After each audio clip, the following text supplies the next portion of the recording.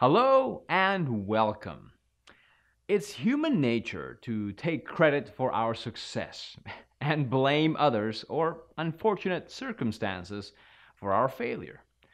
When the captains of cricket teams explain their big wins, they speak about fighting spirit, teamwork, attitude, hard work, fitness, etc., etc.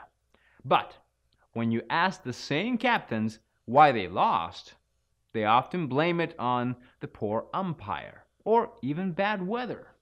It's ridiculous that we do this, but at the same time, it's difficult not to. We all demonstrate this behavior on a regular basis, and it's called self attribution bias. We don't want to own our failures. Blaming something, anything else, protects our self image and our confidence. This bias boosts our ego and makes us feel good about ourselves. It makes us look smart in the short term, but it sets us up to lose big time in the long run.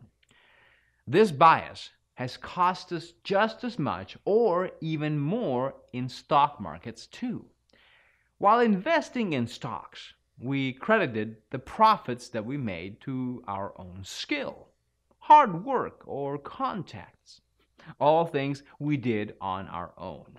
But when we made losses, we blamed it on bad tips, misleading news, incorrect guidance, bad timing, anything but ourselves.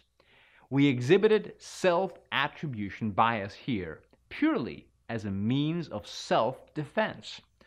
I mean, we would have looked stupid, right? We twisted the reality in an attempt to save face, lying to ourselves. But in the eyes of everyone else, we looked arrogant, overconfident, and it leads us to over trading. If we deny our mistakes, we never learn from them. In fact, it went beyond that and gave us an illusion that we'd never made the mistake in the first place. We lost an opportunity to learn and improve. And then we did it again, repeating the same mistakes and losing more money. The fool learns from his own mistakes, and the wise man learns from the mistakes of others. We eventually got around to ditching this bias, and now our goal is to help you learn how to avoid it. We've identified patterns that can lead you to self attribution, and now we've got a list of things to do in order to break free of the bias. 1. Learn more about the bias. If you know the symptoms, you'll know consciously when your mind is working in your favor and when it's not. 2. Seek constructive feedback from others who would point out your mistakes. Two heads are better than one, and a new set of eyes will help you see things you didn't before. 3. Value failure and be accountable for it. You make a mistake. Own up. At the same time, find ways to give credit to others for your success, because only rarely will you do things all on your own. Your life is the fruit of your own actions. You have no one to blame but yourself. And when you put blame on others, you give up on the power to change.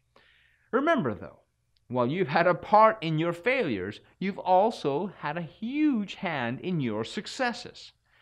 Keep moving forward and take your mistakes as one more step towards victory. Our last video is about mental accounting, where we will see how our psychology of categorizing things is hurting us as investors. Until then,